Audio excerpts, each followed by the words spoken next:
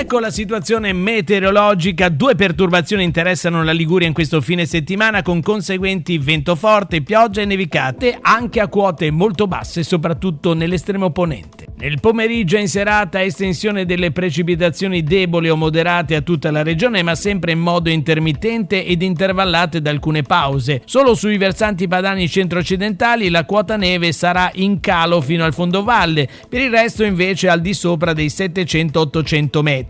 Venti deboli da nord sul centro e ponente della regione, in progressivo rinforzo, forti in serata con calo delle temperature. Venti deboli orientali a levante e moderati da nord-est sull'estremo ponente.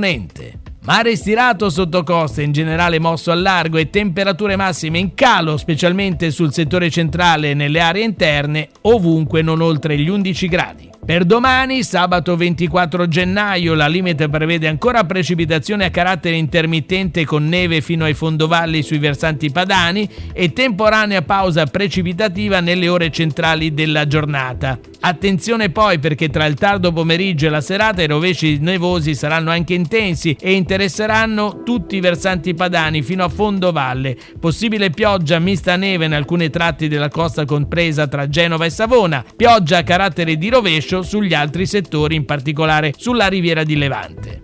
Venti forti da nord sul centro e il ponente della costa, che tenderanno a disporsi temporaneamente a scirocco a levante all'arrivo del nucleo precipitativo più intenso. Mare stirato sotto costa, molto mosso al largo, temperature in ulteriore calo.